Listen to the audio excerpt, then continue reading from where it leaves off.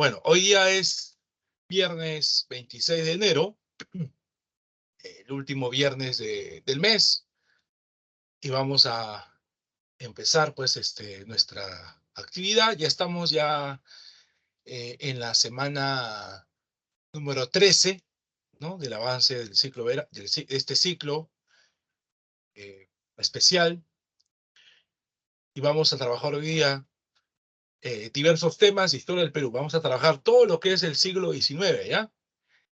Así que vamos a compartir. Ok, a ver, vamos a... Ok, entonces, hoy día vamos a trabajar lo que es todos los acontecimientos que ocurrieron principalmente en el siglo XIX de nuestra historia peruana, ¿no? Este siglo XIX va a lograr dar inicio con lo que se conoce como la famosa República, el establecimiento de la República. Acuérdense ustedes que nuestro país, al inicio, cuando San Martín llegó, pues había un debate sobre su forma de gobierno. Esto se conoce como el primer debate doctrinario entre aquellos que apostaban por la monarquía constitucional, que es San Martín, y aquellos que se oponían, entre los cuales estaban José Faustino Sánchez Carrión. Ya luego el Congreso Constituyente es aquel que va finalmente a definir en la primera constitución del país qué cosa viene a ser el Perú, una república. Pero el carácter de la República Peruana es una república unitaria, ¿ya? Es una república unitaria, indivisible, ¿no? Es decir, no es lo mismo hablar de una república federativa, como el caso de los Estados Unidos, ¿no? Que Estados Unidos es una república federativa, o como el caso de Brasil, que son los Estados Unidos de Brasil, o como en México, que se llama los Estados Unidos mexicanos, o como Argentina, ¿no? Que es la República Federal de Argentina, ¿no? Es decir, significa que hay una división interna y que tiene un nivel de autonomía, inclusive puede existir una reglamentación jurídica independiente a lo que corresponde a otro estado. Por eso que en los Estados Unidos pues existe pena de muerte en algunos estados, pero no en todos los Estados Unidos, ¿no? El Perú es distinto, es un estado unitario, una república unitaria, una república establecida por los sectores criollos, por los famosos criollos.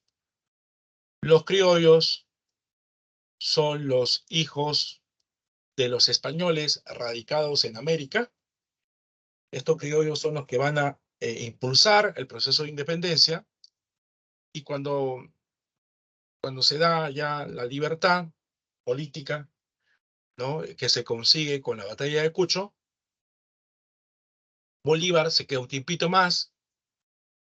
Bolívar se queda hasta 1826, y ahí Bolívar pues intenta desarrollar sus proyectos, ¿no? Los proyectos de unidad que van a fracasar. Es ahí donde finalmente Bolívar decide retirarse y dejar pues a la posta a los peruanos. Irse del Perú, deja la posta a los peruanos, y ante este contexto de crisis, de inestabilidad generada por la guerra, de la desorganización de las élites criollas, pues finalmente se decide que el gobierno recaiga en los militares. Este fenómeno del militarismo va a ser importante porque gran parte de nuestra historia va a tener como protagonista a ellos. Esto va a ser estudiado por Jorge Basadre, que antes aparecía en los billetes de 100 soles. El gran historiador peruano, samarquino también, estudió pues la República del Perú. Tiene un libro bastante voluminoso, que es el que se encuentra en esa esquina del librero que ustedes ven, de que estoy señalando, exactamente en esta parte de acá. ¿ya? Esa parte es los textos de Basadre, ¿correcto? Que se conoce con el nombre de la historia de la República del Perú, que son 18 tomos, pero ahí hay una parte de estos tomos y la otra parte está por allá, ¿ya? No me acuerdo por qué lo puse así, pero bueno, 18 tomos editado por el Comercio, ¿no? Bueno, esta historia de la República del Perú de Basadre empieza a partir de la independencia, ¿no? Hasta 1933. Ese es el año de cierre de la investigación de Basadre, y Basadre va a darse cuenta de que en la historia del Perú los presidentes en su mayoría son militares. Entonces él va a dividir esta historia de la República del Perú según los diferentes militarismos, que existen, ¿no? Lo llama pues el primer militarismo, el segundo militarismo, el tercer militarismo, ¿no? Primer militarismo, segundo militarismo, tercer militarismo, ¿no? Hay 3 tipos de militarismos y hoy día vamos a estudiar el primero, ¿no? El primer militarismo, ¿no? El militarismo conocido también como el militarismo de la victoria, ¿ya? Esto va a ser llamado como el militarismo de la victoria. ¿Por qué se llama así? Porque es la etapa en donde nosotros ganamos a España, logramos ser independientes, ¿sí? Eso se conoce el militarismo de la victoria, ¿no? Ganamos la independencia y los militares que llegan a gobernar van a ser conocidos así. Inclusive, estos militares también se le va a llamar como los mariscales de Ayacucho, ¿ya? Se le va a llamar así, los mariscales de Ayacucho. Porque en su gran mayoría, estos militares que luego van a ser presidentes, en su mayoría luchan en las batallas de Junín y Ayacucho. Y cuando hablamos de mariscal, ¿no? Mariscal es un grado, pues, el mayor grado, ¿no? En el mundo militar es el de mariscal.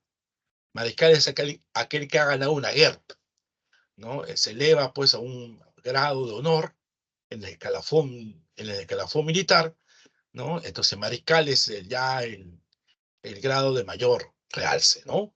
Aquel que ganó una guerra se lleva ese tipo de nivel, ¿no? El grado de mariscal. Y bueno, eso es lo que ocurre, ¿no? Es lo que va a pasar. Estos mariscales son de Ayacucho porque ellos logran ganar a España, pues, en la batalla de Ayacucho. Bueno, vamos a empezar a analizar ese fenómeno que Basadre le llama el primer militarismo. A ver, el primer militarismo empieza a partir del año 1827, y termina en 1872, ¿correcto? Empieza a partir del año 27 y termina en el año 72. En el 72 se produce una rebelión. Una rebelión. Esta rebelión son de unos hermanos. La famosa rebelión de los Gutiérrez, ¿no? Si ustedes han escuchado de estos Gutiérrez que lograron secuestrar al presidente Balta, que son 4 hermanos: Marcelino, Marceliano, Tomás y Silvestre. Eran 4 hermanos Gutiérrez, los 4 son coroneles, y estos coroneles secuestran al presidente Balta, luego lo matan, la gente de Lima se va a sublevar, ¿no? Estos Gutiérrez van a termina muy mal, ¿no? Esta rebelión con el levantamiento de la población limeña. Entonces, con ese hecho culmina este primer militarismo. Este primer militarismo se divide en 2 momentos: el caudillismo militar, ¿correcto? Y luego la segunda etapa se llama la prosperidad falaz, ¿correcto? Entonces vamos por partes. Vamos a hablar del primer militarismo en su primer periodo, que es el caudillismo militar. O también se le llama la República Temprana. Se llama la República Temprana. ¿Correcto? Bueno, acá vamos a ver las características de lo que pasa en el país durante esos años. Características que se dividen en características políticas, sociales, económicas, ¿ya? Y luego vamos a analizar los gobiernos. Políticamente, predominan los jefes militares, los presidentes son jefes militares, que van a estar disputándose por el control del Estado, ¿no? Es la época de los caudillos, como dice el término, ¿no? ¿Qué es un caudillo? Bueno, el caudillo no es cualquier persona. El ser caudillo va a tener ciertas características, ¿no? Por ejemplo, una característica del caudillo es el carisma, ¿no? El carisma, ¿no? Ser una persona carismática, ¿no? El carisma. Es una persona carismática, que es el carisma, caer bien, ¿no? A la gente, ¿no? Esa es la característica del caudillo. Otra característica del caudillo es la empatía. ¿Qué significa ser empático? Lograr generar una identificación con las demandas de un grupo de personas. O sea, me identifico con lo que el caudillo dice, ¿no? El caudillo dice, hay que establecer la pena de muerte. Y la gente está de acuerdo con la pena de muerte. No lo dice porque, en cierta forma, de repente tiene temor de ser visto como malo en su propuesta, pero cuando ve una persona, un político que dice, hay que establecer la pena de muerte, la gente lo sigue, porque se siente identificado con lo que él dice, con la propuesta que él plantea. Eso significa empatía. Bueno, inestabilidad política, ¿sí? Una característica de ese periodo es la fuerte inestabilidad, constantes guerras civiles, golpes de Estado, cambios de constitución. Vamos a tener varias constituciones en este periodo. En menos de 15 años, como 3 gobiernos pendulares entre liberales y conservadores. Ajá. Esta parte de liberales y conservadores es interesante conversarlo, ¿ya? Vamos a utilizar nuestro borrador, ¿ya? Nuestro borrador, para explicar qué diferencia hay entre liberales y conservadores. A ver.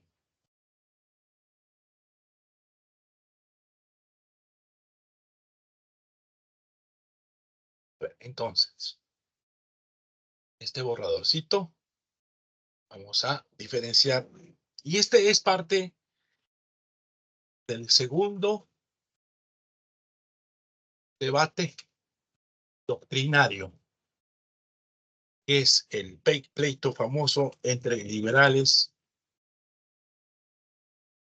versus conservadores. Usted dirá, profesor, ¿y cuántos debates doctrinarios hay? Bueno, hay 3, ¿ah? 3. Bueno, los liberales son aquellos que van a defender el descentralismo, el desarrollo de las provincias, el desarrollo de las provincias,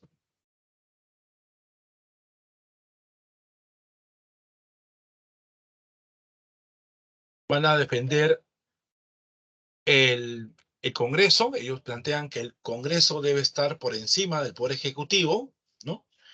Un parlamentarismo.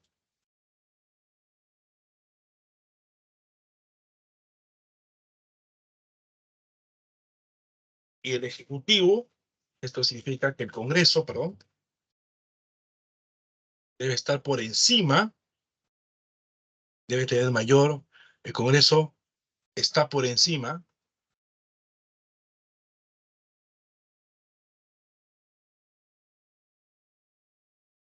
del Ejecutivo.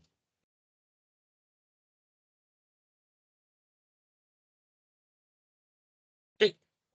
Bueno, esas son las características de los liberales. Mientras que los conservadores plantean lo contrario. Si acá plantea el descentralismo, este es el centralismo.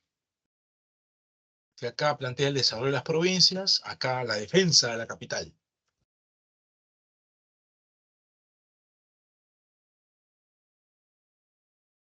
Que acá despiden del parlamentarismo, esto es el llamado ejecutivo fuerte. Y acá se entiende que es el ejecutivo el que está por encima del Congreso, ¿no? Entonces ahí tenemos el segundo debate doctrinario entre liberales y conservadores. Otra cosa que también hay que mencionar, una característica más, el liberalismo defiende mucho el Estado laico. ¿Qué cosa es el Estado laico? El Estado laico es aquel que el Estado no se compromete con ninguna religión. En el caso de los conservadores, la defensa del catolicismo. La defensa del catolicismo, ¿no? Muy bien. Entonces, ese es el segundo debate doctrinario y es una característica política que se da en esta primera parte de la República, del primer militarismo. Características sociales. La élite criolla está muy débil, se mantiene la esclavitud, se mantiene la explotación indígena, no varía mucho con respecto a la independencia. Y con respecto al tema de las fronteras. Como sabemos, luego de la independencia, existen las intendencias, ¿no? Arequipa, Puno, Cusco, Ayacucho, Junín, Lima, ¿no? La Libertad. Ya, esas son las intendencias que luego van a ser las bases de los departamentos, ¿ya? Los departamentos. Pero hay un tema, ¿no? Un tema que está vinculado con la Gran Colombia. La Gran Colombia va a interesarse por territorios del Perú, ¿no? Que es Jaén y Maynas, ¿no? Jaén y Maynas. Entonces, para poder establecer que estos territorios son de nosotros, se van a establecer un criterio para las fronteras. Para esos hay dos criterios, ¿no? Para establecer esas fronteras, especialmente en el norte, ¿no? Principios de uti possidetis, que está vinculado a un término en latín, uti possidetis, yo poseo, yo tengo, que propone conservar los territorios coloniales establecidos hasta antes de 1810, los títulos coloniales. Y si no hay ningún tipo de situación controversial, es decir, si esos sectores, ¿no? Donde se reclama esos territorios quieren ser parte del Perú o su efecto quieren ser parte del otro país, entonces se va a lograr establecer el criterio de la libre determinación de los pueblos, donde la voluntad de un pueblo debe respetarse, ¿no? Entonces, acá se encuentran dos principios vinculados al tema de las fronteras, al tema del territorio que corresponde al Perú. El criterio del uti possidetis, los títulos coloniales, y el criterio de la libre determinación de los pueblos. Este criterio de la libre determinación de los pueblos es el que vale más, que tiene mayor valía, ¿no? Que tiene mayor presencia, ¿no? Acuérdense esa frase, ¿no? La voz del pueblo es la voz de Dios. Vox populi, vox Dei, ¿no? La voz del pueblo es la voz de Dios y por lo tanto el principio más importante, ¿correcto? Va a ser el principio de la libre determinación de los pueblos, es el que vale más, ¿ya? El que vale más. ¿Correcto? Muy bien. Continuamos. En economía. Bueno, luego de la independencia la situación va a ser crítica, hay una recesión económica, hay una crisis. Los principales fuentes de ingresos económicos del Estado son el tema de las aduanas, los aranceles y el tributo indígena, que está vinculado al tema del tributo en monedas, ¿no? Los modelos económicos que también se van a empezar a desarrollar son dos. Un modelo que defiende el libre mercado, el librecambismo, frente al modelo proteccionista. Bueno, en esta imagen, ¿no? Dice, el periodo post-independencia estuvo definido por los mandatos de los caudillos. Esto fue inevitable debido a la impracticabilidad de las constituciones, que son muy diversas, y a la falta de consenso político luego de la expulsión de la administración española. Había un total desconcierto, total inestabilidad, ¿no? Bueno, sigamos. Presidente. Tenemos Lamarr, ¿no? Él es liberal, elegido por el Congreso. José Lamarr, presidente del año 27 al 29. Agustín Gamarra, que es conservador. Conservador.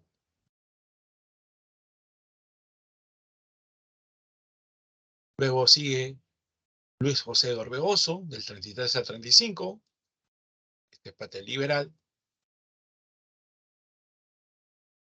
Y luego del 35 al 36, Felipe Salaverry, que este parte es conservador.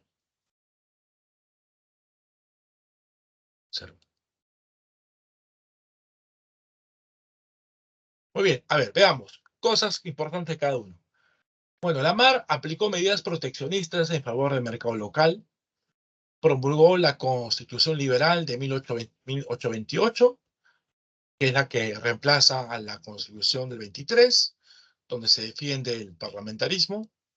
Durante la época de Lamarr, el Perú ocupa Bolivia, ¿no? Ocupa Bolivia, apoyando a los liberales bolivianos, expulsando pues a Sucre del poder. Sucre era el lugarteniente de Bolívar. Y en respuesta a esta situación, vamos a entrar a una guerra con la Gran Colombia, la primera guerra internacional que se desata, ¿no? Iniciándose, ¿no? Recién el Perú estaba empezando, ¿no? A gatas, ¿no? Estaba gateando. La primera guerra que el Perú va a tener de carácter internacional es la guerra con la Gran Colombia. Ahí en esa guerra no nos va a ir muy bien. Vamos a firmar un convenio, el convenio de Girón, con respecto al cese al fuego, ¿no? Un cese al fuego. Pero mientras que están ocurriendo estas situaciones del proceso bélico, habrá un golpe de Estado. Ese golpe de Estado lo encabeza Agustín Gamarra, que es el líder de la oposición conservadora, que derroca a Lamarr por golpe de Estado. Él, desde su perspectiva, pone fin a la guerra con la Gran Colombia, ¿no? Este fin de la guerra con la Gran Colombia termina con la firma de un tratado, el Tratado de la Reagual. La Reagual. Ahora, en ese contexto, también hay que recordar que la Gran Colombia estaba en proceso de separación. Bolívar nunca va a llegar a lograr hacer que la Gran Colombia se mantenga, ¿no? Y la Gran Colombia se divide en tres, lo que es Venezuela, Colombia y Ecuador. El Tratado Pando-Noboa es un tratado en donde se va a reconocer la existencia de Ecuador. ¿Por qué hablamos de esto? ¿Por qué la necesidad de reconocer Ecuador? Porque Ecuador es el territorio que se separa de Colombia, o de la Gran Colombia, igual que Venezuela, ¿sí? Y por lo tanto Ecuador es el que tiene un poquito más de conflictos con nosotros, por el tema de Jaén y Maynas. Ahora, en la época de Gamarra, periodo presidencial, que según establece la Constitución, es de 4 años, ¿ya? Los presidentes van a gobernar 4 años. El único que culmina completamente su periodo es Gamarra, 4 años. Esos 4 años son años de inestabilidad, hay constantes intentos de golpes de Estado, levantamientos liberales.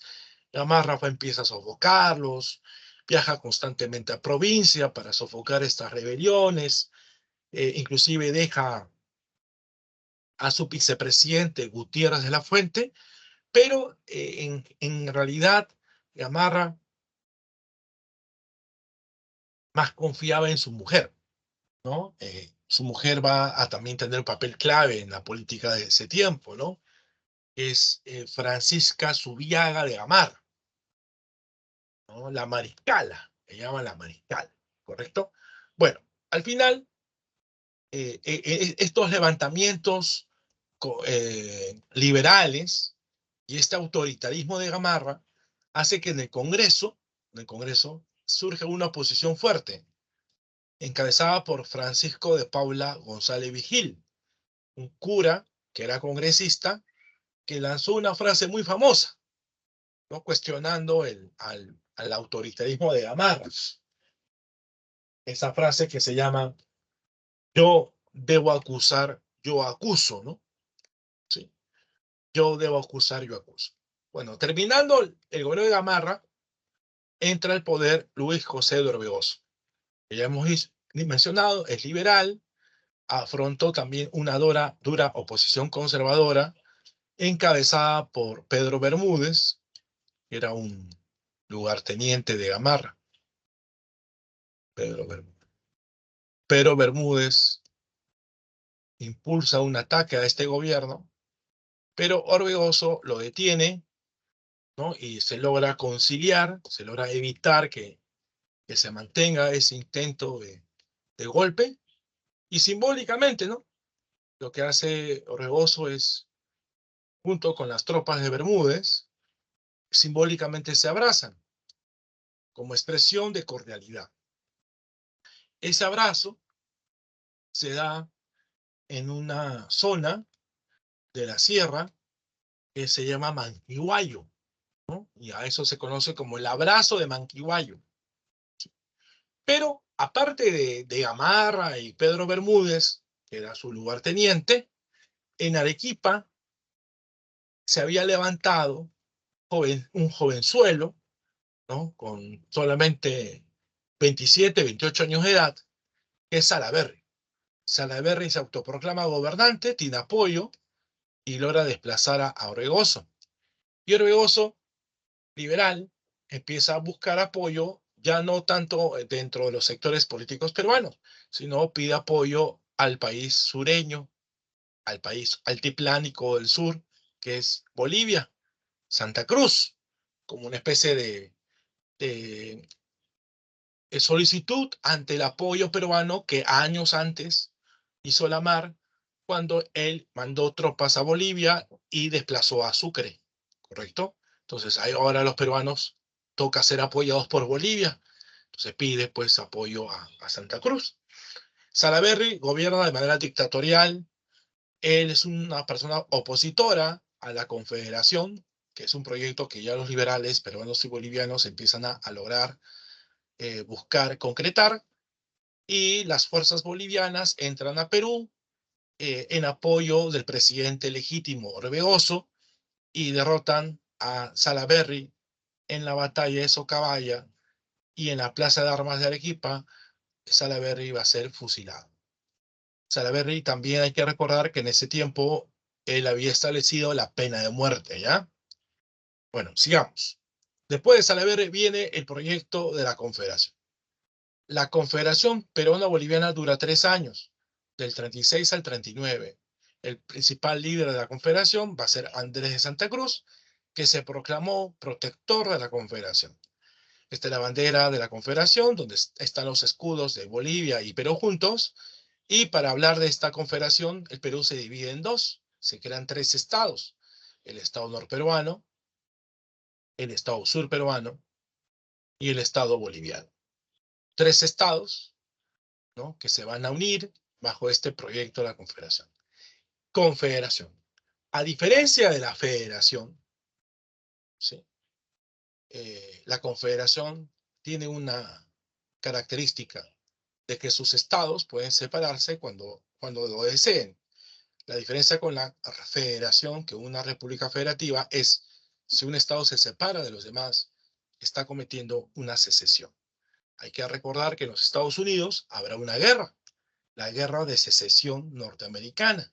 Esta guerra va a enfrentar a los estados del sur con los estados del norte. Ustedes de repente han escuchado, ¿no?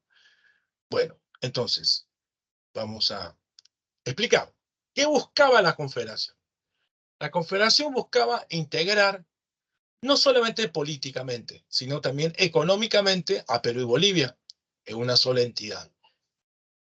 Pero también la Confederación buscaba tener una hegemonía comercial en el Pacífico, ser líder comercial en el Pacífico, obtener esa hegemonía comercial desplazando a su principal rival, que era Chile, y también Argentina, ¿ya? Vamos a poner acá Chile y Argentina. Chile y Argentina. ¿Mm? ¿Cuáles son las características? Se va a instituir la Confederación en el Congreso de Tacna, ahí se crean los 3 estados, Santa Cruz va a ser el protector de la Confederación, Santa Cruz es boliviano, protector de la Confederación, autoritario en lo político y liberal en lo económico.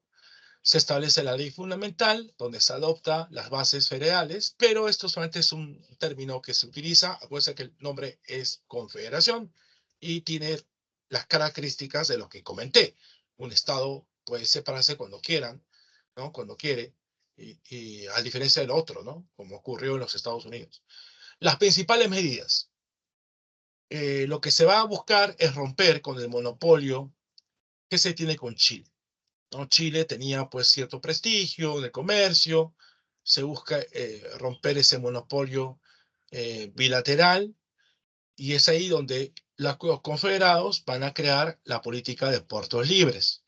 5 puertos libres, ¿no? 5 puertos libres, uno es Arica, otro es Cobija, otro es el Callao, por ejemplo, donde estos productos son los productos que llegarán a estos puertos estarán exonerados de aranceles.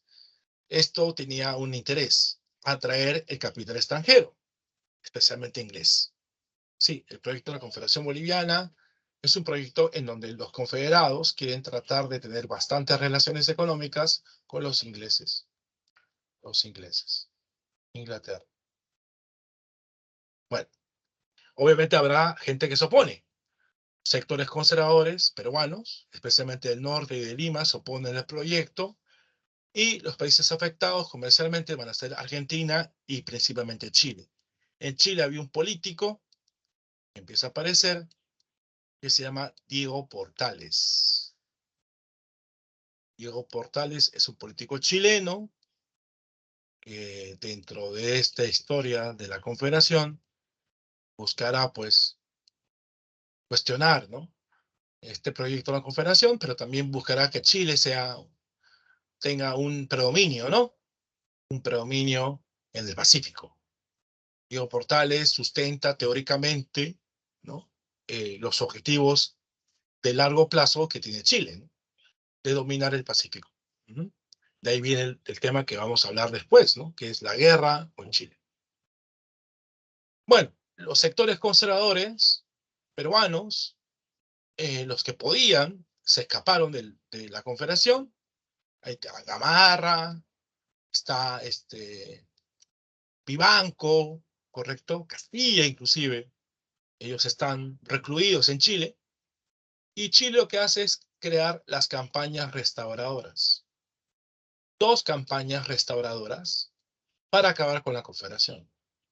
Estas campañas van a ser organizadas por Chile, la consideró un obstáculo para su hegemonía en el Pacífico Sur, esta es la doctrina Portales, tuvo el apoyo de los emigrados peruanos chilenos, perdón, emigrados peruanos en Chile, ahí está Vivanco, está Castilla, está Gamarra.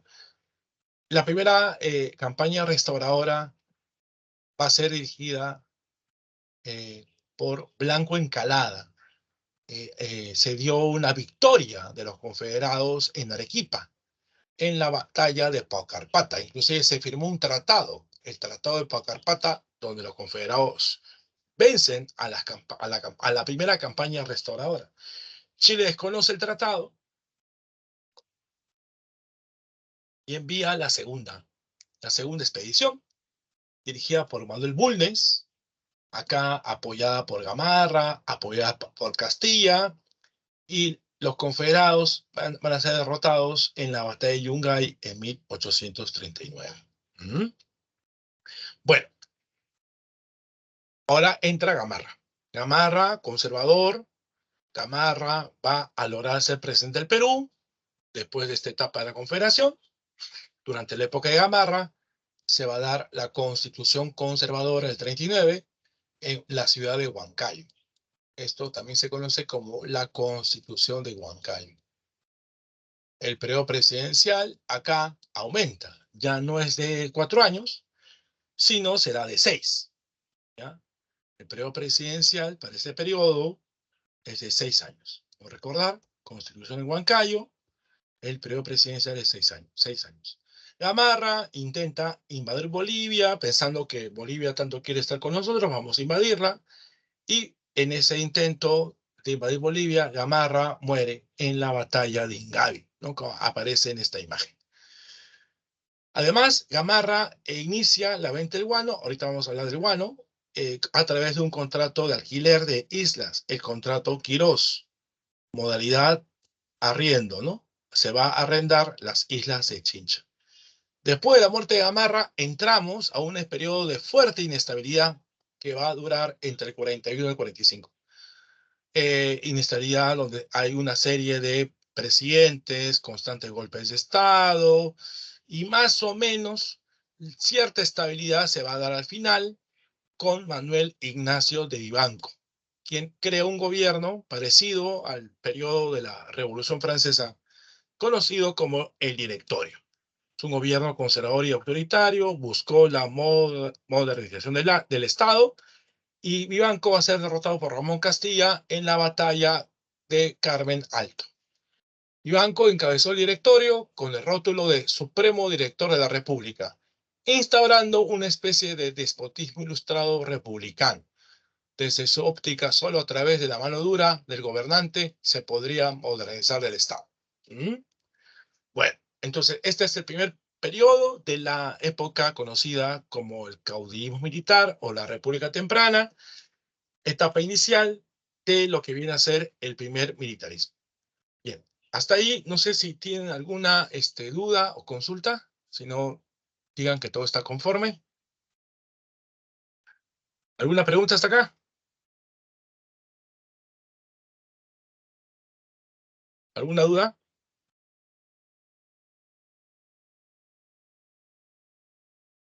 Si no digan conforme o lo escriban por el chat, todo claro. Ok. Ah, acá creo que hay preguntas. A ver. Claro, sí, estabas hablando, Oscar, de la famosa rebelión de los Gutiérrez. Sí, dos de sus hermanos son linchados públicamente y colgados desde las torres de la catedral, ¿correcto? Eh, ¿Cómo surgen las demás provincias? Bueno, ese es parte de todo un desarrollo histórico, ¿no? No surge de la noche a la mañana. Los departamentos van a aparecer poco a poco, ¿no? Mm. Ok, perfecto. Vamos entonces a seguir. Prosperidad falaz. La prosperidad falaz va a ser conocida como la República del Guano.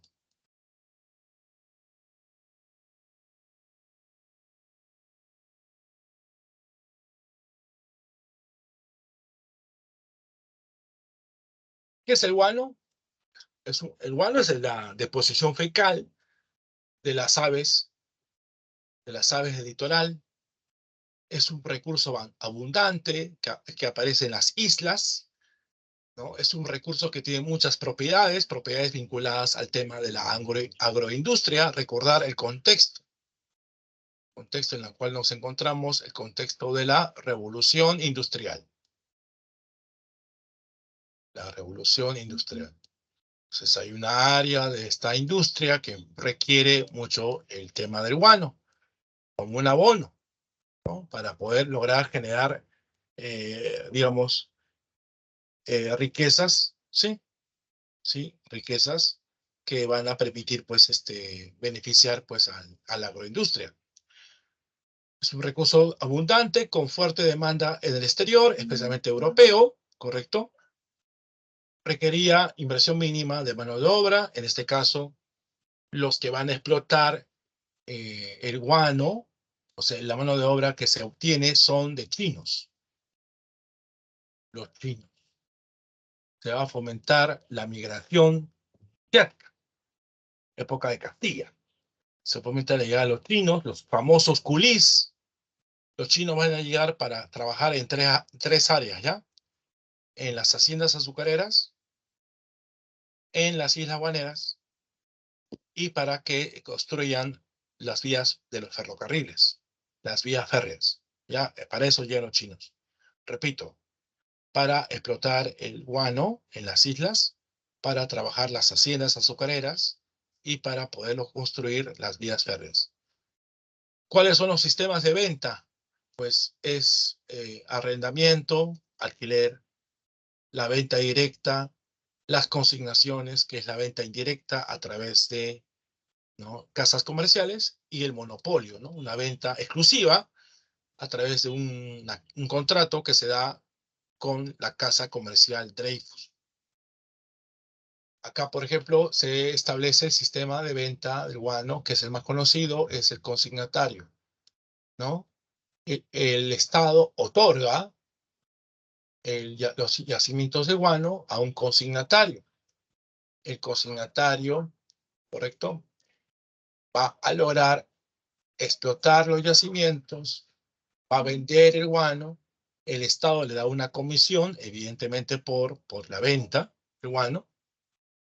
El guano obtiene ganancias y las ganancias, parte de esas ganancias, va para el Estado, ¿correcto? Acá en este mapa se ve las islas más famosas, las islas de Chincha, ¿no?, donde se va a concentrar la mayor cantidad de guano. Estas islas de Chincha se encuentran al frente de Paracas, ¿no? De Paracas, de la famosa cultura Paracas. Nosotros vemos la península de Paracas, ¿sí? En esta parte está la península de Paracas, acá está Cerro Colorado, por ejemplo. Entonces acá aparecen unos barcos el día de hoy que te hacen un tour a las Islas Ballestas para que veas tú las focas marinas.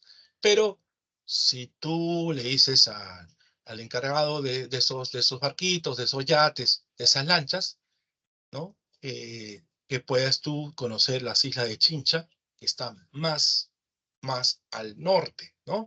Se divide en tres: islas de Chincha Norte, islas de Chincha Centro y las islas de Chincha Sur. Ahí se van a encontrar el recurso abundante del guano. Acá está una imagen de las islas de Chincha. Características de la prosperidad falaz. Políticamente, ya hay un equilibrio del Estado. El Estado se fortalece.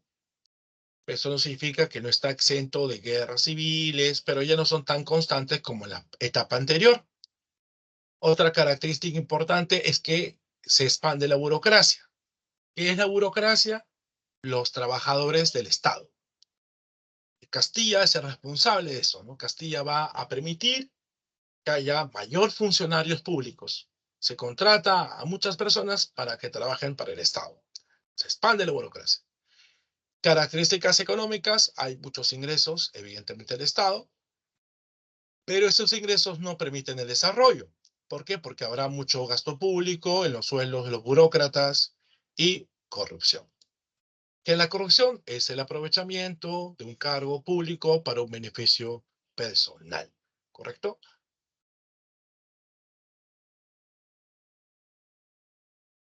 Así que Basadre nos había equivocado por denominar a este periodo con el nombre de prosperidad falaz, porque se le llamó así. Prosperidad falaz es algo aparente, algo falso, ¿correcto? Falso. Socialmente, hay sectores peruanos que también van a vender el guano. Esos sectores peruanos incluso se van a agremiar, van a formar la Sociedad Nacional de Consignatarios del Perú, generando las condiciones para que aparezca una oligarquía comercial guanera, ¿sí? También empieza a aparecer gente extranjera en Perú. Se da la llegada de los chinos, ¿sí? Los chinos. Los chinos llegan principalmente de la zona de Cantón, de un puerto, Cantón, la provincia que está cerca del mar, Cantón. Pero también en la época de Rufino Echenique empiezan a llegar europeos, alemanes, austríacos, a colonizar la selva. Se coloniza la selva. Se cree que los europeos van a traer la modernidad, van a traer la civilización. Entonces, eso hace pensar que la selva iba a tener un progreso muy, muy fuerte, y para eso va a llegar gente de estos lugares. Zonas de la selva donde van a vivir los europeos, está pues Posuso, Oxapampa, no sé si usted ha escuchado, Posuso, Oxapampa, ¿sí? Son los lugares donde van a llegar a vivir los europeos. Y habrá profundas brechas sociales, ¿sí? Desigualdad, una característica que no es algo solamente usual de la época de la propiedad falaz, sino casi de toda nuestra historia. Gobiernos. Primer gobierno Ramón Castilla. Castilla es conservador. Conservador. Castilla es presidente del 45 al 51. Se va a dar el primer presupuesto nacional. Se empieza a pagar la deuda externa e interna con una ley. Esta ley se llama la Ley de Consolidación. Ley de Consolidación. Se empieza a vender el guano a través del sistema de consignaciones. El primer contrato se va a llamar contrato Gibbs. Se propicia la llegada de los chinos, los coolies, ya lo comenté. Se va a construir el ferrocarril Lima-Callao. Se compra el primer barco a vapor de guerra, que le vamos a llamar RIMAC. Se da un reglamento de instrucción pública, el primer reglamento de instrucción pública, y se da el tercer debate doctrinario. Tercer debate doctrinario entre liberales y conservadores, donde se va a discutir si los analfabetos pueden votar. Y ahí viene pues unos términos que ahorita no vamos a colocar, son del borrador. Vamos a subir por acá.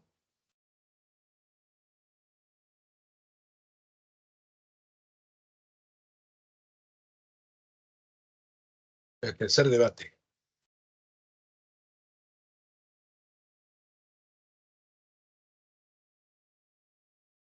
Entre los liberales, los conservadores, pero acá va a ser entre aquellos que defienden la soberanía popular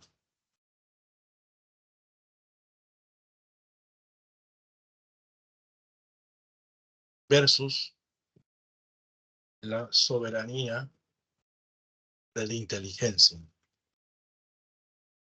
¿Qué significa la soberanía popular? Pues la defensa de la ciudadanía. La ciudadanía. Para todos. ¿Sí? Todos somos ciudadanos, sin ningún tipo de diferencia. Mientras que la soberanía de la inteligencia es la defensa, tú eres ilustrados. Ilustrados. Aquellos que van a, digamos, ser intelectuales, es como un pensamiento socrático, platónico, ¿no? Que es el tema de un gobierno de los más cultos, el gobierno de los sabios, ¿sí? Que esta defensa liberal va a estar protagonizada por los hermanos Gálvez y por un tal Benito Lazo. Mientras que los conservadores van a ser defendidos por Bartolomé Herrera, un personaje bastante importante en la historia. Inclusive va a ser ministro. El lugar donde se va a difundir estas ideas es el Colegio Guadalupe. Y acá es el Real Don Victorio de San Carlos. Muy bien. Entonces, ese es el tercer debate doctrinario. Bueno, acá está Castilla, acá está un chino, ¿sí? Llegada de los chinos lastimosamente van a ser explotados y su condición va a ser de esclavitud, complicado. Acá está un barco de vapor de guerra, el Rimac, y acá aparece una caricatura donde Castilla está como que bailando, prendiendo este alumbrado. En la época de Castilla también se da el alumbrado público a gas, y acá está el ferrocarril. ¿Mm? Echenique. Se firma el Tratado de Herrera, La Ponte y Ribeiro. este tratado es con Brasil. Con Brasil. Con Brasil. En este tratado se permite que nosotros podemos navegar por el Amazonas brasileño, pero a cambio de ceder territorios a ellos. También se va a dar un contrato para llegar a los alemanes y austriacos a la selva. Este gobierno es el de mayor corrupción. De parte es un corrupto, gran corrupción. El gobierno más corrupto de todos es el Rufino Echenique. Estalla un escándalo, que es el escándalo de la consolidación de la deuda interna. Va a crear acreedores falsos. Ante esto, Castilla se subleva, se da una revolución liberal, hay una guerra civil entre Castilla y Echenique. Castilla busca respaldo popular, eliminando el tributo indígena y aboliendo la esclavitud. Por ejemplo, acá vemos una caricatura donde se muestra a Echenique, ¿no?, y a su ministro Juan Torrico succionando la hacienda pública al Estado peruano. Esta vaquita flaca, famélica, es el Estado peruano. Y otra caricatura donde vemos a un Castilla que está liberando a los esclavos y también está aboliendo el tributo indígena. Castilla otra vez va a ser presidente. Castilla tiene dos tendencias. Una es liberal y la otra es moderada. Y eso se representa en las constituciones que él va a elaborar en su gobierno. La Constitución del 56, liberal, y la Constitución del 60, moderada. Una Constitución del 60 que es la que tiene más duración. Más duración. La Constitución del 60 dura más, 60 años, hasta 1920. Y esta Constitución del 60 termina con el periodo presidencial de 6 años. Ahora el periodo presidencial vuelve a ser 4. Habrá una guerra contra Ecuador. Se va a firmar el Tratado de Mapasingue, ¿no? Un tratado que en realidad no beneficia ni a Ecuador ni Perú, es como un empate. Se firma una convención fluvial del Amazonas. Se da el alumbrado a gas, se va a difundir el alumbrado a gas, agua potable, se crea el mercado central y se construye el ferrocarril Lima-Chorrillos. Luego viene Miguel de San Román, que muere muy tempranamente en la presidencia, del 62-63, establece el sistema bimetálico monetario, sol de plata, sol de oro, y adopta el sistema métrico decimal, que es un modelo norteamericano. Y entramos a la guerra contra España, 65-66. La guerra contra España se da cuando gobierna el vicepresidente de Miguel de San Román, que fallece tempranamente, que es Juan Antonio Pezet. ¿Por qué se da la guerra contra España? Bueno, Europa quiere expandirse, España quiere recuperar sus excolonias, hay un interés por la riqueza aduanera, ¿no? Negativa de España en ratificar la independencia. Se plantea que hay una deuda impaga que se había planteado en la capitulación de Ayacucho. Los pretextos para poder impulsar esta guerra es el incidente de una hacienda, Talambo, donde muere un español. Inclusive España quiere mandar un comisario regio para poner justicia. Estos comisarios regios son solamente funcionarios que pueden regir en una colonia española, y Perú no es una colonia española. Pero hay que recordar que también se había permitido el ingreso de una flota naval española supuestamente para hacer investigaciones científicas, ¿no? La expedición científica española estaba navegando por los mares y se apodera de las islas de Chincha.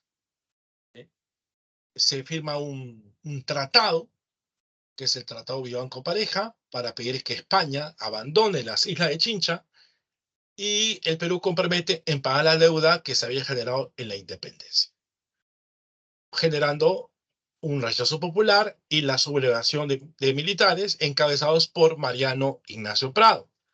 Prado desplaza a Pezet y entramos a su gobierno. que es de 1865 a 1868. El Perú se une con Ecuador, se une con Bolivia, se une con Chile, firmando la Cuádruple Alianza y declarando la guerra a España. Se produce el combate adaptado, se produce el bombardeo español sobre Valparaíso y ganamos en el combate famoso del 2 de mayo, nuestra segunda independencia en 1866. Pero después de esta segunda independencia, la crisis económica se presenta nuevamente en el país. Consecuencias de la guerra con España: se consolida la independencia, crisis económica e endeudamiento, como mencioné. También hay sublevaciones contra Prado, Tiscaseco y Balta, y esto genera la renuncia del presidente. Hay elecciones presidenciales y entramos al último presidente del primer militarismo, José Balta. El coronel José Balta, presidente del Perú, 1868-1872. Ante la deuda externa, el gobierno decide firmar un contrato con una casa comercial judía francesa, Trato Dreyfus, otorgándole monopolio urbano a esta casa comercial para que se pague la deuda externa, y se logra pagar la deuda externa bajo la garantía del guano, pero también se hacen nuevos préstamos como garantía el guano. ¿Sí? Y con este tema de los préstamos nuevos, se inicia un plan de construcción de ferrocarriles, donde aparece un famoso ingeniero norteamericano, que es el que impulsa los proyectos de las vías férreas, que es Henry Meigs. Meigs era conocido como un gran estafador, como un timador, ¿no? Había logrado aprovechar de este interés de la construcción de ferrocarriles. El Perú se endeuda nuevamente y Meigs es acusado de corrupción por haber sobrevalorado los costos de los ferrocarriles. Hay crisis política, producto del triunfo del Partido Civil. Se va a formar un partido, el primer partido político en la historia. Ganan los civilistas. Los civilistas eran los ex consignatarios peruanos. Se produce la sublevación de los hermanos Gutiérrez para impedir que los civilistas tomen el poder y matan al presidente Balta, ¿no? Bueno, Balta también durante su época impulsó medidas interesantes. Por ejemplo, él construye el Parque de la Exposición, ¿sí? Es una de las obras más emblemáticas del gobierno. Hoy día este Parque de Exposición es el Parque de Lima, ¿correcto? Donde está el Museo de Arte. También se construye el Hospital 2 de Mayo, que está por la estación Grau del tren eléctrico, ¿sí? El Hospital 2 de Mayo fue el primero que contó con las comodidades y el equipamiento de un hospital moderno. Y bueno, el contrato Dreyfus se aprobó en 1870 por un periodo de 5 años. Y con él termina el primer militarismo, ¿no? Esta segunda etapa conocida como la prosperidad falaz. No sé si tienen alguna pregunta hasta acá. ¿Cómo estamos? Dice, ¿por qué, profe, por qué no vinieron italianos en cantidad al Perú como en Argentina? No, sí llegaron italianos, o sea, sí han llegado italianos, pero los italianos llegaron por su propia cuenta. No es que haya un convenio del Perú con Italia para que vengan, ¿no? Los convenios son ya acuerdos donde se dan facilidades para que estas personas trabajen. Por ejemplo, los chinos. Los chinos venían con la intención de que el Perú le daba chamba, ¿no? Y trabajaban, como dije, ¿no? En las islas Guaneras, en las haciendas azucareras o en su defecto en la construcción de vías férreas. En el caso de los europeos, como alemanes y austriacos, es igual. Son convenios que se dan para poder lograr, ¿no?, que estos alemanes y austriacos vivan en la selva y traigan la modernidad. Los italianos vienen por su propia cuenta. Italia va a migrar. La migración italiana se da en toda Latinoamérica.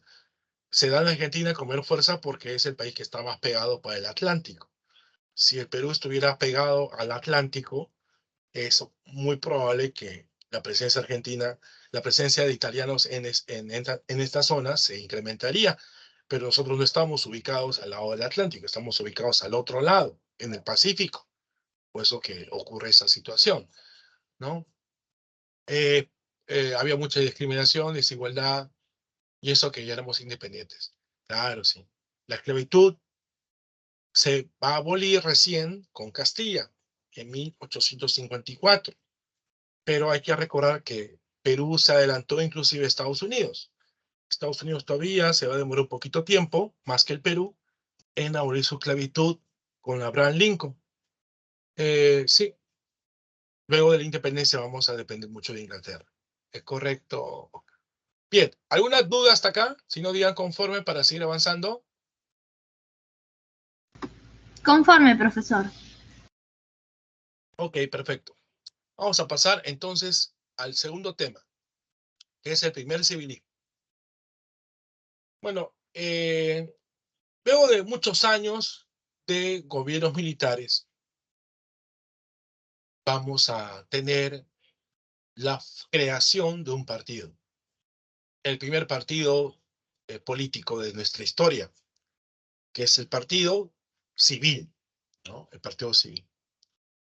Este partido civil lo va a integrar principalmente las élites comerciales que habían logrado enriquecerse por el guano, encabezado por Manuel Pardo. Manuel Pardo era un ex consignatario, llegó a ser alcalde de Lima. Pardo va a lograr ganar las elecciones del 71, empieza a gobernar el 72, se intentó evitar que él gobierne con la famosa rebelión de los Gutiérrez, y va a iniciar su gobierno de 4 años, ¿correcto? Un gobierno en la cual se le va a llamar la República Práctica. Un gobierno que se va a llamar la República Práctica. La República Práctica. Dirigió el primer gobierno civil. Durante su periodo fundó la Escuela de Ingenieros Civiles y de Minas. Hoy día es la UNI, la Universidad Nacional de Ingeniería. Y como director van a nombrar a un polaco. Vienen polacos, vienen un conjunto de polacos, intelectuales, científicos, ingenieros. Y el director de esta Escuela de Ingenieros Civiles y de Minas va a ser dirigido por Habich, Eduardo de Habich. Se organizó el Censo Nacional, que es el último censo del siglo XIX, donde se calcula más o menos que la población peruana no superaba a los 3 millones. ¿Sí? Ahora, dentro del interés de Pardo, había también la necesidad de explotar un recurso nuevo, que ya no es el guano, sino son las salitreras. Es el salitre, ¿no? El famoso salitre. Se va a lograr establecer algunas medidas. Voy a colocar algunas cositas para explicar esto en el borrador. Voy a sacar esto. Entonces acá vamos a poner primer civilismo. De 1872 a 1879.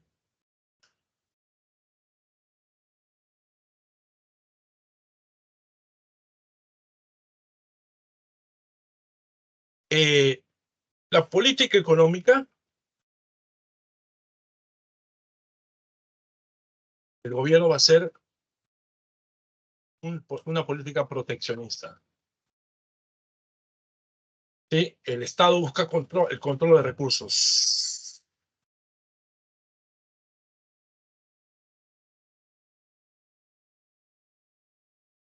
Entre los cuales destaca el salitre.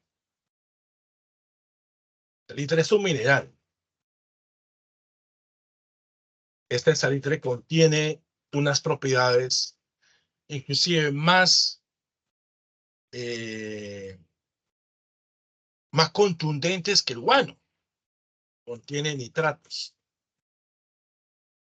Y el yacimiento más conocido es el yacimiento de Tarapacá. ¿Correcto? Es el yacimiento más importante de salitre que Perú tiene. el Estado va a buscar el control de ese recurso. Ese recurso ya se encuentra con inversiones extranjeras.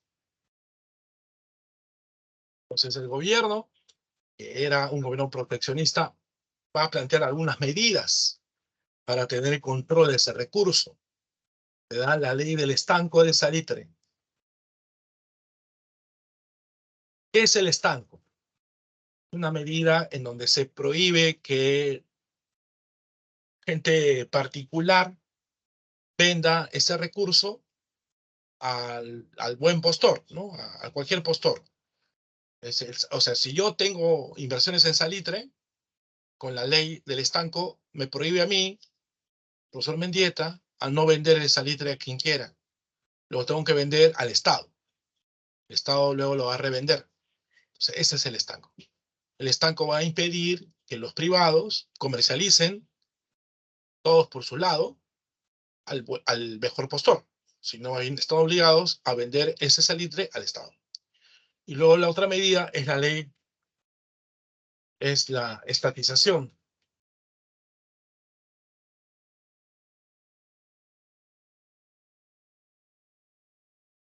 de las salitreras. ¿Qué significa estatización? Significa que el control, ¿no? Ya directo, ¿no? El Estado controla directamente esas zonas salitreras.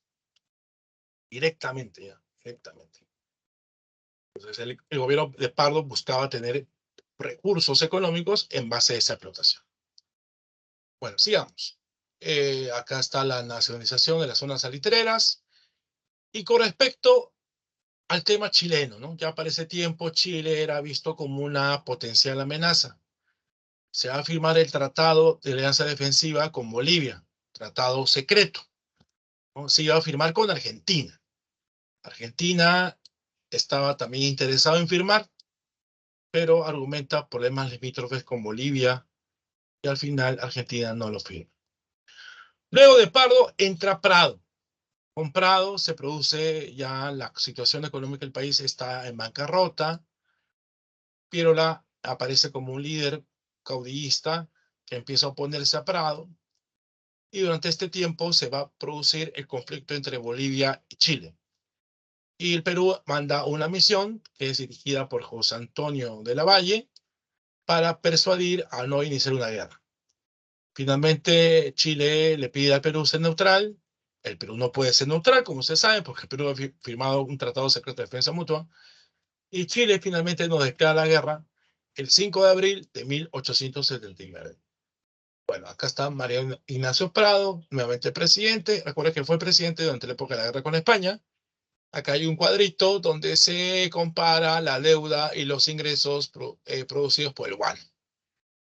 Como se dan cuenta ustedes, la deuda está en rojo y la deuda va a crecer enormemente a partir de la época de Balta. Se incrementa más con Pardo, se dispara con Pardo, mientras que los ingresos del guano casi son iguales, ligeramente sube, tiene sus picos, pero no llega a alcanzar pues a cubrir esa línea roja. Eso significa que el Perú está en crisis. Por eso que hay un interés por buscar tener ingresos económicos por otro recurso, que es el recurso salitrero. Bueno, acá están los miembros de la misión diplomática que va a viajar a Chile para tratar de buscar evitar que haya una guerra entre los vecinos países de Bolivia y Chile. Bueno, la guerra con Chile.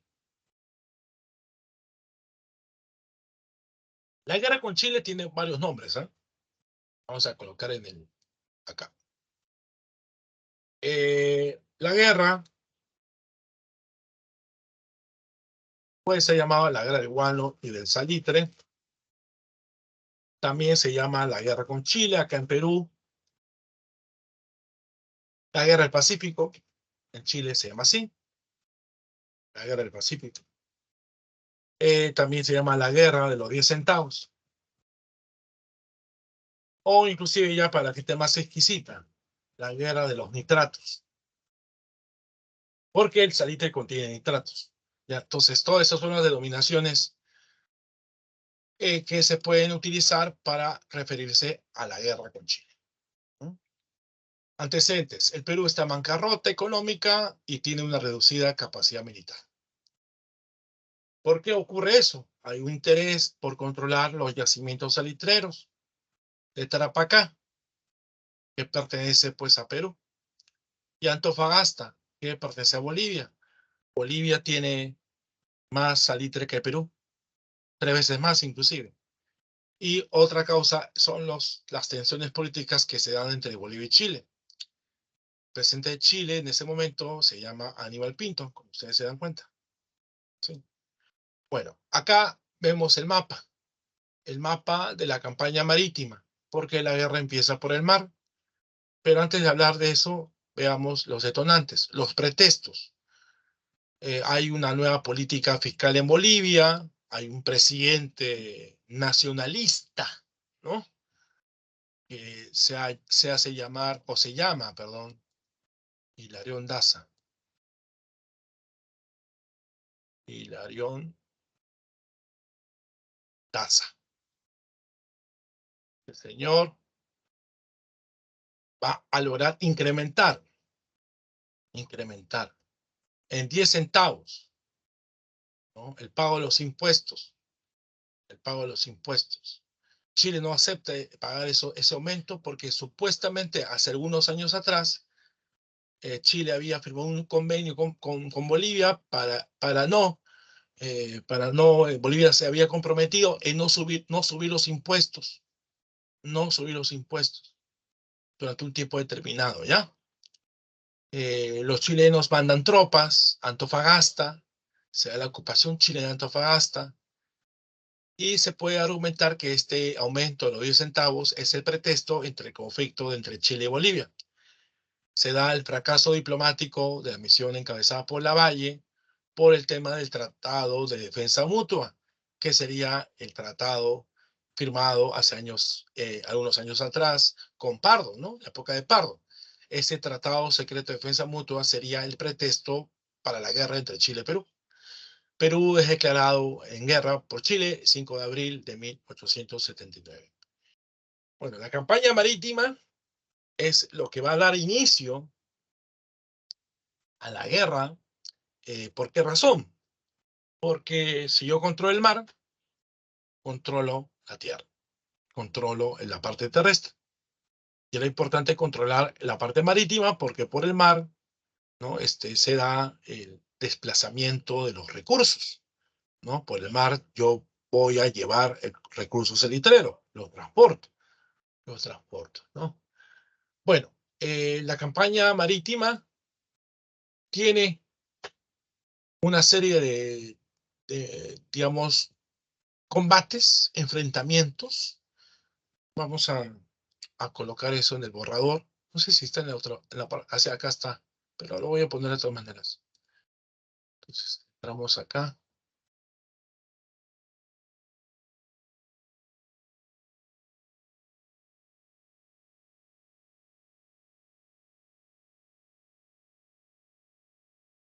La campaña marítima.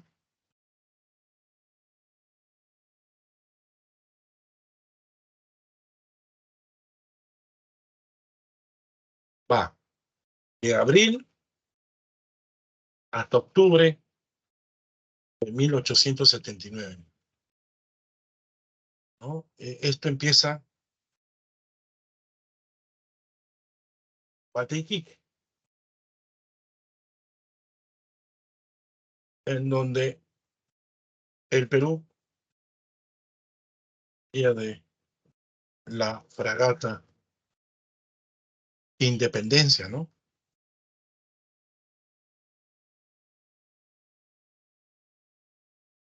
El mejor barco. Chile pierde la Esmeralda.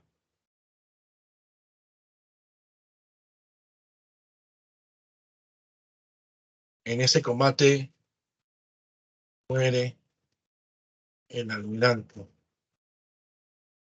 chileno Arturo Prat. ¿Mm? Después de ese combate Iquique, se producen las famosas correrías del Huáscar. ¿Qué son las correrías del Huáscar? Pues son las cosas que el monitor logra sorprender, ¿no? Atacar algunos puertos, escabullirse de algunos intentos, hasta el famoso combate de Angamos.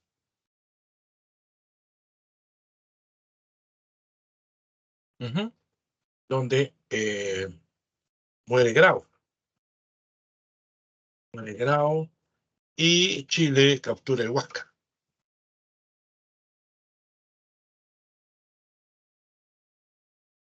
¿Correcto? Bueno, entonces, esto es parte de la campaña marítima, ¿no? A ver, para el 8 de octubre del 79, las naves peruanas Huáscar y Unión, la corvette Unión, eran perseguidas por la totalidad de la escuadra chilena. La corvette Unión recibió la orden de escapar a toda marcha, mientras que el Huáscar era cercado a la altura de Punta Angamos. Bueno, en esta parte, ¿no? Tenemos acá el primer recorrido del Huáscar, que va de abril a mayo, ¿sí? De abril, de Callao, baja acá, Arica, después se produce el combate Iquique, ¿sí? El 21 de mayo del 79, ¿correcto?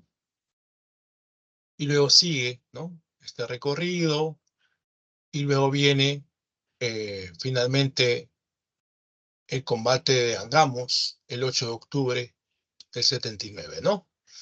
Bueno, entonces son algunas acciones del tema militar en el tema de la fase marítima, ¿no? La campaña marítima, objetivo, dominar la línea de transporte, combate que se pierde la fragata Independencia, correría del Huáscar, pequeñas incursiones a los puertos chilenos, combate a Angamos, captura del Huáscar y muerte de Grau, significó la pérdida del control marítimo peruano. Bueno, pero antes de continuar el tema bélico, hay que también mencionar los presidentes del Perú durante la guerra, ¿ya? Ya, los presidentes.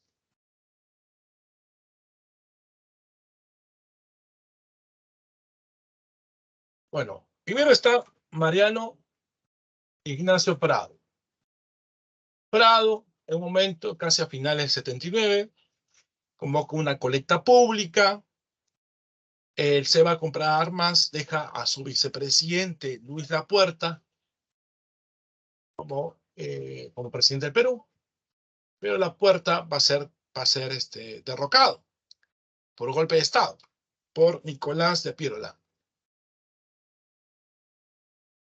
Piérola es el siguiente presidente, Piérola es el que va a dirigir el país durante la etapa del 79, sí, finales 79, diciembre, y todo lo que es año 80 y parte del 81, verano del 81, cuando se da la ocupación chilena sobre Lima, cuando empieza la ocupación. De ahí Piérola se escapa a la sierra, tiene su cuartel en Ayacucho, ya se pierde por un tiempo. Luego va a pasar, se va a establecer en Lima el gobierno de la Magdalena, dirigido por un abogado, que es Francisco García Calderón, ¿correcto? Él es el que dirige el gobierno de la Magdalena. Él se niega a firmar un acuerdo en donde el Perú cede territorios, no acepta ceder territorios. Después de Francisco García Calderón, viene este personaje.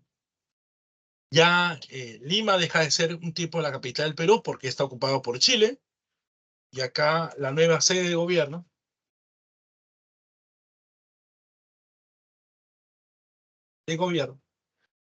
va a ser Arequipa. Y en Arequipa está el presidente Lizardo Montero.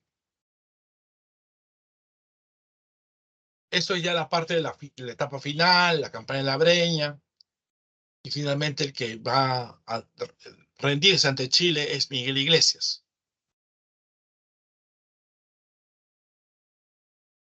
Bueno, entonces, esa es la lista, ¿no? De los presidentes del Perú, ¿no? Mario Ignacio Prado, Luis Lapuerta, Pierola, Francisco García Calderón, Lizardo Montero y Miguel Iglesias. Bueno, sigamos. Campaña terrestre en el sur. Esta campaña es 1879, 1880. Desde octubre hasta junio. Se da una victoria en Tarapacá. Antes de eso, Chile nos derrotó en Pisagua y San Francisco. Ganamos en Tarapacá, pero tuvimos que retroceder por falta de provisiones. Pero dio un golpe de Estado a Mariano Ignacio Prado. Bueno, en realidad era su vicepresidente porque Prado estaba de viaje comprando armas. Luego de eso, ya con la época de Pierola, se da la campaña de Tacna y Arica, ¿no? Se da derrotas consecutivas en el Alto de la Alianza. Esta batalla también se llama Batalla de Tacna o Batalla del Intiorco, ¿ya? Batalla de Tacna o Batalla del Intiorco. Y luego viene la Batalla de Arica, definido por Bolognesi. ¿Por qué tanta situación con Arica? Arica es un puerto, inclusive luego del Callao, el segundo puerto más importante es Arica. Y era importante controlar Arica porque por ahí se tenía que sacar el salitre, ¿sí? Bueno, consecuencia, Chile controla el sur salitrero. De ahí viene la campaña de Lima. Antes de esa campaña hay una intervención de Estados Unidos. Estados Unidos nos va a prestar un barco llamado La Caguana, para conversar, para poder dar una solución diplomática a la guerra. Esta solución diplomática fracasa. Fracasan las negociaciones de paz en Arica, promovidas por Estados Unidos. De ahí vienen las derrotas en la batalla de San Juan y Miraflores. Ahí se produce, ¿no? Este reclutamiento, ¿no? Este reclutamiento de la gente civil, adolescentes, estudiantes, ¿no? Y es todo inevitable, ¿no? Inevitable lo que va a pasar, que es la ocupación chilena. Chile saquea todo, se roban muchas cosas, los libros de la Biblioteca Nacional, es todo un caos. De ahí viene el gobierno de la Magdalena, de Francisco García Calderón, se negó a ceder los territorios sureños. Y en estas imágenes vemos, el 27 de noviembre se va a realizar la batalla de Tarapacá, en la que los peruanos obtuvieron la victoria. Lamentablemente, las tropas peruanas tuvieron que abandonar el territorio por falta de provisiones. Y tenemos acá el mapa de parte de Lima. En septiembre del año 80, las tropas chilenas empezaron a desembarcar en el sur de Lima. Entonces, Nicolás de Pierola organizó la defensa de la capital, formó las líneas de defensa de San Juan y Miraflores. Cerca de 20.000 reservistas fueron reclutados, principalmente varones limeños entre los 16 y 60 años. Recuerden ustedes que ahí estuvieron participando los estudiantes del Colegio Guadalupe, los estudiantes de San Marcos, inclusive hasta hay niños soldados. Hay un coliseo en Miraflores que se llama Manuel Bonilla, que lleva el nombre de este muchacho adolescente que murió en esta zona de combate. La línea de defensa de San Juan y Miraflores, ¿no? Con las batallas consecutivas de San Juan, Chorrillos y Miraflores. Todo completamente favorable para Chile, toda una destrucción para el Perú. Y bueno, se da la resistencia de la Breña, dirigido por Cáceres, el brujo de los Andes, lideró a las montoneras en la Sierra Central, apoyo al campesinado del Valle del Mantaro, va a ser inevitable para empezar a cambiar cambiar todo el sentido de la guerra, ¿no? Favoreciendo, pues, en este caso, a Perú. Hay victorias consecutivas en Pucará, Marcavalle y Concepción. Él desarrolla esa acción en la zona de la Sierra Central, pero también en el norte hay otro grupo que va a dirigir Miguel Iglesias, ¿sí? Que vence al Chile en San Pablo. Pero hay un choque, ¿no? Un choque, un conflicto entre los caudillos, entre Iglesias y Cáceres. Iglesias decide lanzar el grito de Montán. Montán es el nombre de su hacienda en Cajamarca. Iglesias, bajo la excusa de que se estaba derramando mucha sangre inocente de civiles, ¿no? Él va a empezar a negociar con Chile. Iglesias va a apoyar a los chilenos para derrotar a Cáceres en Huamachuco, que sería la última batalla de la campaña de la Breña.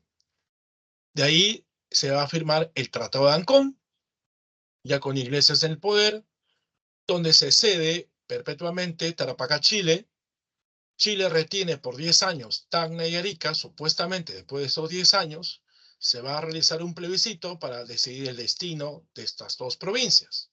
Plebiscito que nunca se hará, que siempre se va a postergar y que recién se va a dar solución cuando se produce en la época de los Oceño. Consecuencias de la guerra: económicas, bancarrota, infraestructura destruida, paralización del sector productivo, la pérdida de los ingresos del salitre al pasar a manos chilenas, y estos chilenos le venden a los ingleses. Va a haber también conflictos entre propietarios, entre trabajadores y campesinos. Se va a producir rebeliones, que ya lo vamos a comentar en la época del segundo militarismo, ¿sí? Y eso es lo que también a nivel político ocurre, ¿no? El gobierno de los militares nuevamente, ¿no? Que es Iglesias, Cáceres, Morales Bermúdez y otra vez Cáceres. Pero eso ya lo veremos más adelante. Bolivia se queda sin mar. Chile se apodera de los territorios de Antofagasta, se apodera de Arica, se apodera de Tarapacá, se queda con Tacna por un tiempo, ¿no? Entonces el objetivo chileno se cumple dominando el Pacífico. Estas imágenes son del campesinado, ¿no? Tenemos acá al montonero peruano, ¿no?, que lucha a favor de Cáceres. Son reclutados gente campesina del Valle del Mantaro, y las mujeres también participan, siendo el soporte logístico de la guerra, ¿no? La enfermera, la cocinera, el que logra ser el tema logístico, ¿no? Llamada la Rabona, ¿no? Porque iba siempre detrás del marido, ¿no? Del marido, del hermano, del hijo, del papá, ¿correcto? Bueno, línea de tiempo. Hemos trabajado el caudillismo militar, que es el primer periodo del primer militarismo. Característica: inestabilidad política, prosperidad falaz, auge económico por el guano, fortalecimiento del Estado y la guerra contra España. Y también está el primer civilismo, el primer intento de modernizar el Estado bajo la base del salitre, y se agudiza la crisis económica, y luego de eso viene la Guerra del Pacífico, que se extiende hasta 1883. ¿Sí? Muy bien. Entonces, es todo lo que tenemos que ofrecerles en esta etapa, en esta parte de la clase. No sé si tienen algunas preguntas. A ver, dice: profe, ¿las eritreas pagadas pudieron cubrir un poco la deuda? No, porque todavía el Estado recién estaba empezando a controlar. O sea, no. La deuda externa se cubre con Dreyfus. Pero el problema es que se cancela la deuda para abrir otra deuda. Ese es el problema. Y el guano ya no va a cubrir todos esos préstamos nuevos, puesto que el Estado está en bancarrota. Y cuando los civilistas entran a controlar el tema del salitre, pues recién el salitre tiene que cubrir ingresos a largo plazo, ¿no? Y viene el tema de la guerra, ¿no? Profe, ¿qué Francisco García Calderón iba a hacer ayuda por Estados Unidos? No. Ah, ya sé a qué te refieres. Lo que ocurre es que en la época en donde Estados Unidos nos da el apoyo para conversar y dar solución diplomática a la guerra, presidente de Estados Unidos es John Garfield. John Garfield. Ahí te voy a colocar en el chat, ¿ya? Ese es el presidente de Estados Unidos. Cuando se produce estas primeras negociaciones entre Chile, Bolivia y Perú, cuando Norteamérica nos presta un barco. Y ahora, luego de eso, a Garfield lo matan, lo asesinan. Por eso que la política norteamericana va a variar, ya no va a ser de interés meterse en el conflicto, ¿no? A eso se estás refiriéndote, Oscar, ¿no? Sí, sí, sí, sí, sí. Claro, claro, claro. Sí, a eso te refieres. Bien, ¿alguna pregunta más? Si no, digan, por favor, conforme para pasar a la parte práctica.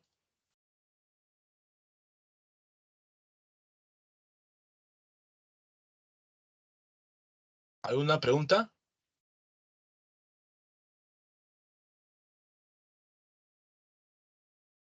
¿Todo conforme? Ok. Bueno, son 6:32, unos 7 minutos para poder ver la práctica. ¿Ya, por favor?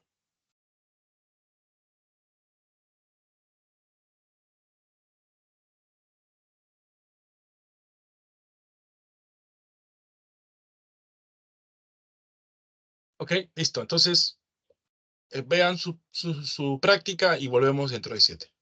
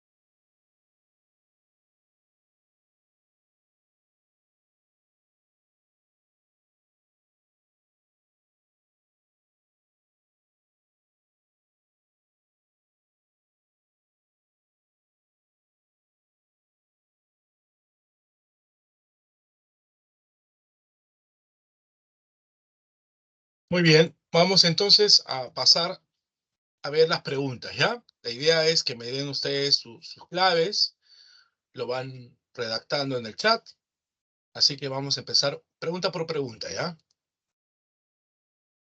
Bien, la pregunta 1 dice, durante los inicios del primer militarismo, las pugnas entre los caudillos fueron protagonizadas por dos tendencias ideológicas, liberales y conservadores. El Congreso estaba presidido por Javier Luna de Pizarro, quien veía en Lamar un militar idóneo para el gobierno republicano, por ser una persona desafecta al autoritarismo. Menciona las características políticas del gobierno de José Lamar. Repito, la pregunta dice, menciona las características políticas del gobierno de José Lamar. 1. Implantó un gobierno paternalista, autoritario, centralizador y clerical. Defendió el sistema parlamentario constitucional y el voto indirecto. Aplicó medidas proteccionistas, estatistas para el mercado nacional. Fue un gobierno influenciado y controlado por el poder legislativo. ¿Ah? ¿Cuál de las cuatro proposiciones serán las correctas? ¿Qué dicen? Clave A, B, C, D o E. A ver su clave. De la pregunta 1. La D dice 2, 3 y 4. Acuérdate que la pregunta dice características políticas. ¿Ah? Recuerde usted, ahí dice político. Entonces tiene que ser político la respuesta. ¿Ah? A ver, ¿qué clave será? La A dice Oscar. Oscar dice la A. La A 1, 1, 2 y 3. A ver, acá no, dice que la madre era una persona desafecta al autoritarismo. Entonces no puede ser autoritario. ¿Qué clave será? Ah, como dice Nadiel de la Cruz, la clave correcta es la E, ¿ya? La B. Muy bien. Clave E.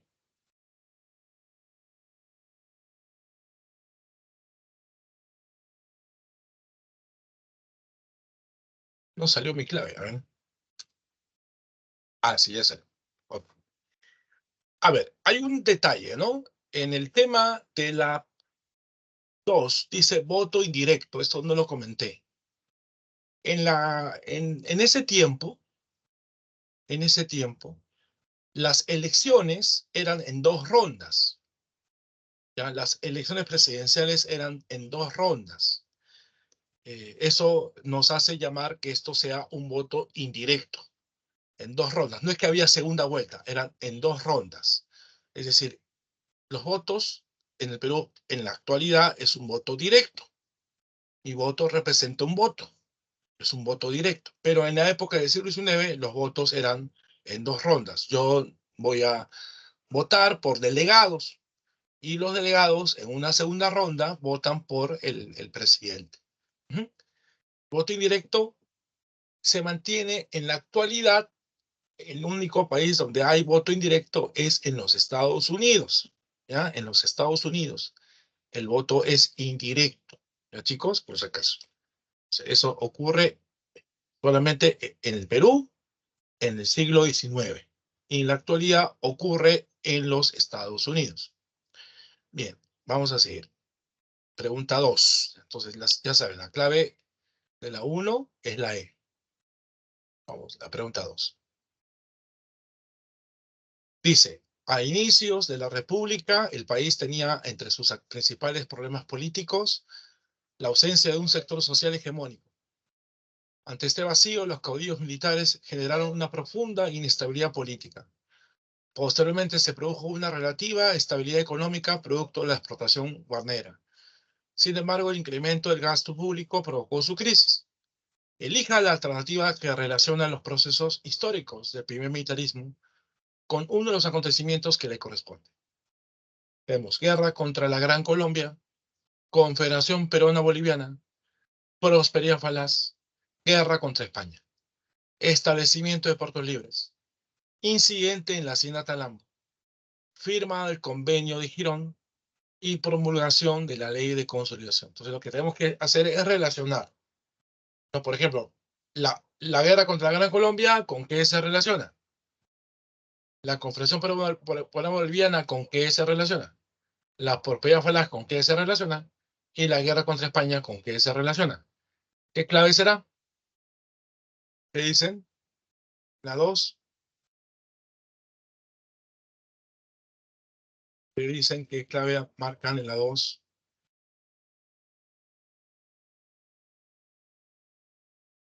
En la 2, la clave, como dice Oscar, es la B. Correcto. 2 es la B. Muy bien, Oscar. Felicitaciones. Vamos a la pregunta 3. Pregunta 3. La estabilidad económica y los enormes ingresos producto de la venta del guano a los mercados europeos permitieron la expansión de la burocracia y la modernización de Lima. No obstante, la corrupción, el endeudamiento público y la caída de la venta guanera provocaron la posterior crisis fiscal. Para reducirla, el gobierno de José Balta firmó el contrato Dreyfus, lo que trajo como consecuencia, ¿qué consecuencia trajo el contrato Dreyfus? El incremento de los impuestos por exportación de mineral, el aumento de los vendedores de salitre en la costa sur, el establecimiento del monopolio con una casa comercial, la mayor cantidad de competencia financiera en el guano, la destrucción de las bases organizativas del partido civil. Creo que es una pregunta muy sencilla. ¿Eh? ¿Qué dicen, chicos? ¿Qué cosa ocasionó el contrato de Dreyfus? ¿No? Una relación monopólica, ¿no? La clave, como dice Daniel, es la C, ¿no? La 3 es la C. Sí, sí, Oscar. La C. Correcto. Bien, vamos entonces a la pregunta 4.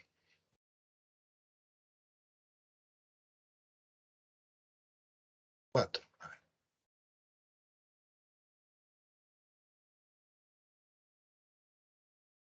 En el año de 1873, la crisis internacional del capitalismo acentuó la debacle fiscal del Estado, lo cual condujo a que los gobiernos sucesivos promuevan medidas de recuperación económica, pasando de la venta exclusiva del guano a la búsqueda de nuevas fuentes de ingreso. Esto es sencillo, ¿eh?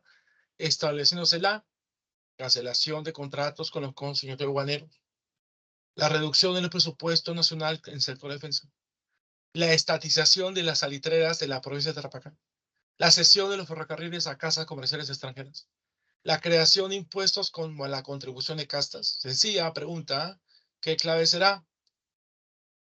En la 4, ante la crisis económica, se buscó otros recursos, fuentes de ingreso, ya no va a ser el guano, sino va a ser ¿qué cosa? La C, ¿no? Correcto. ¿No? La 4 es la C. Muy bien. La estatización, ¿no? De las salitreras en la provincia de Tarapacá. Bueno, entonces pasamos a la última pregunta.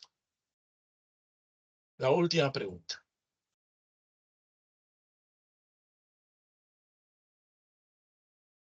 Dice, la guerra con Chile fue un conflicto ocurrido entre 1879 y 1883.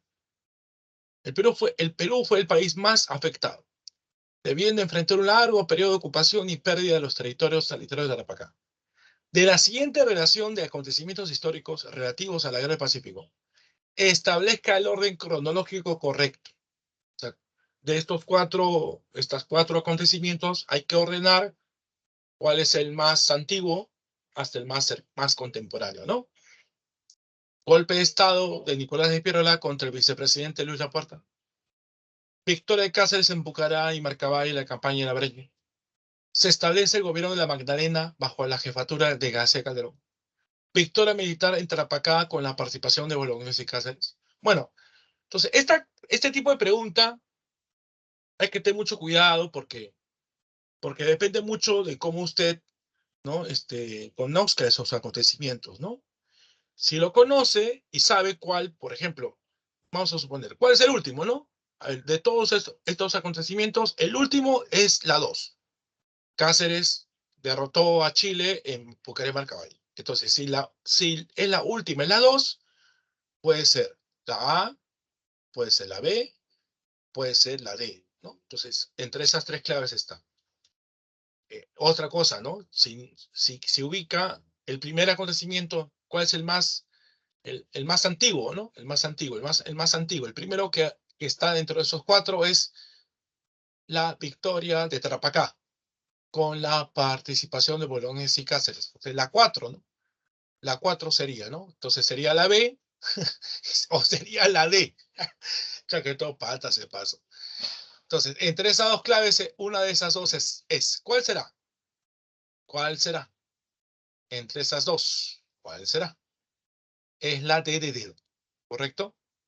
¿Ya? Es la D. 5D. Pero traten de jugar con eso, ¿ya? Traten de jugar con eso.